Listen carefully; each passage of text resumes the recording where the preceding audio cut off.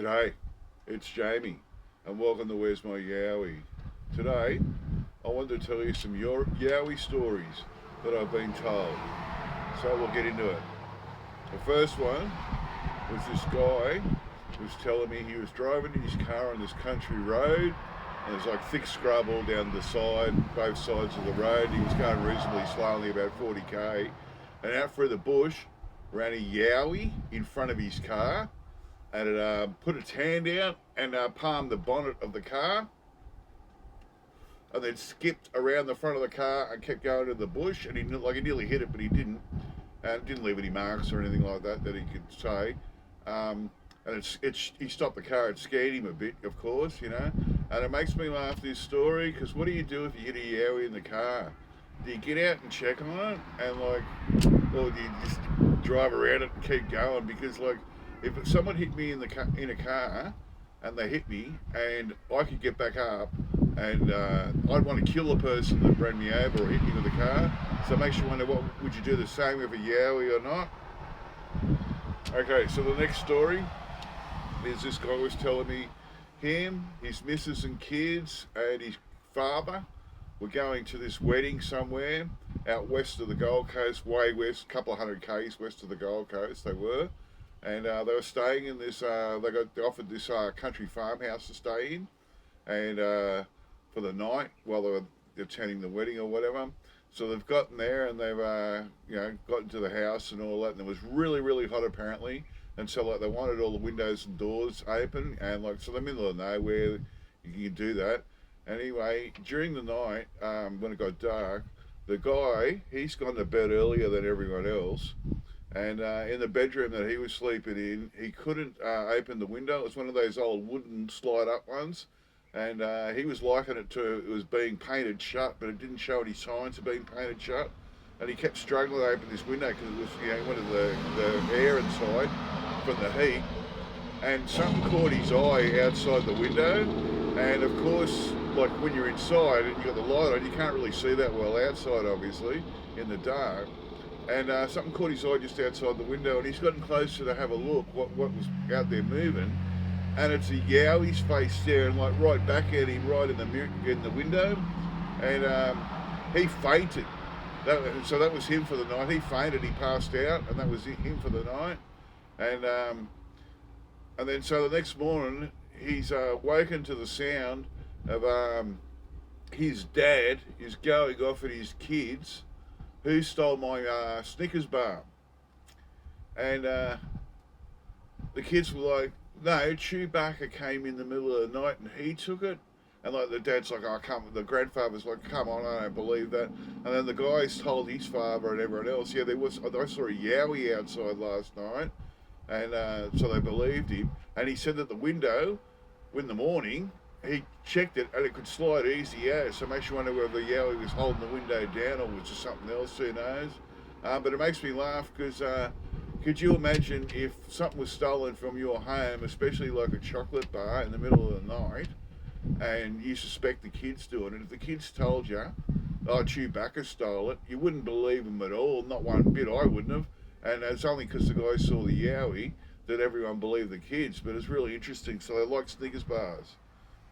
Okay, so this next story is related to my favourite AYR video, which is number 3, the Jamison Valley one, with the army guys in the Jamison Valley at the Blue Mountains there, where they were stalked by a Yowie for a couple of nights. And I was talking to this guy about Yowies who was in the army, and we were talking about Yowies, and I mentioned that that's my favourite AYR clip. And he said, I know all them guys. They're at that when they were at Canunga Base when I was there. And apparently the resident Yowies there is named Big Red. They all call him Big Red. And he apparently took some stuff out of the back of the trucks of the guys that were at the Jamison Valley. All the people on the base know about this Yowie, and they just avoid the areas where Big Red and his family hangs. They see him every now and then. They just try to ignore him and have minimal contact, but they're all fully aware. And then apparently, and this is what the guy told me, it was either Big Red or Big Red's son. I can't remember the whole story of this bit, but they broke their ankle, and the the doctors at the Canunga base actually operated on the ankle of this yowie and put a pin in it to fix the break.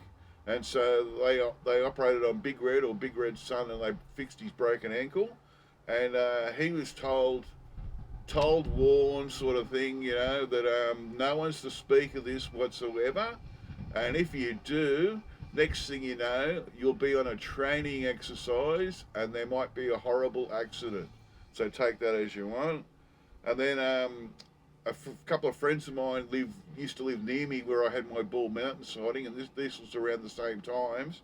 And one night, this woman and this guy were coming back to the farmhouse, and they've come to the gate into the property in the middle of the night, dark, and he's gotten out to open the gate, and then he's driven the car through, and then he's got out again to close the gate. And as he's closing the gate of his property, a yowie has walked in front of the car into the headlights and looked at the woman who was sitting in the passenger seat.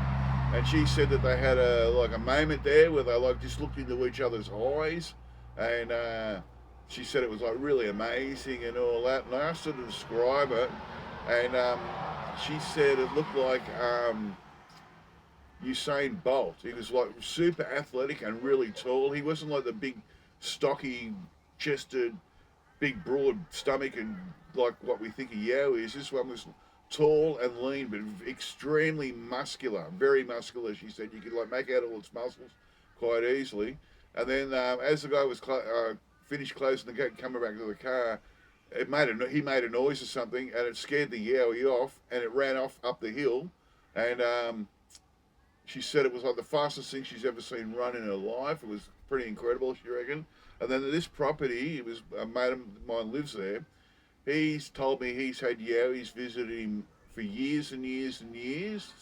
Back to he moved in the late 1970s into this area, and they've been coming and visiting periodically ever since. He can never predict the time or what nights they'll come or anything like that. It's just all random, mainly during winter apparently. But he's heard them, and the woman's heard them as well. They run up and down his verandas on the outside of the house on the wooden planks, and you can hear them doing it. And by the time you get out there, they're gone and there's nothing to see. You can hear him out in the bush walking around and all that.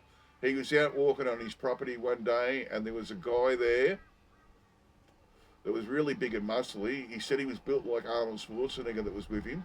And so they're walking along, and they've seen a yowie in the bush, and it ran off. And the bloke that owns the property, he wanted to go and have a look at it, and more. And the big muscly guy's like, no, I don't want nothing more to do with it. We're going back to the house. I don't want nothing more. I want to see nothing more. And he's told me that when he first moved in the late 70s, one of the first weeks he was there, they've left one of the yowies left a big turd on his veranda. And he said it's definitely it looked human-like, but it was way too big to be any humans. Way too big. And he's got that somewhere still, I think, in a plastic bag somewhere. He's seen him heaps of times around his property. He doesn't really interact with them too much. And he's not interested in people coming to look at his property for them or anything like that. He just wants them left alone, and he wants to be left alone. He watches television at night time, and they can see in through his windows because he's got glass doors. They can see into his house at the night time when he's watching telly and that, apparently, because he's told me on it. This happened more than once, a few times. When he turns the television off, he hears a big groan like that almost, and then he hears them running off through the bush, making a hell of a noise, running down to the creek where they always go, which is really interesting. Okay, that's it for me. I'll get back to you all next time. Bye.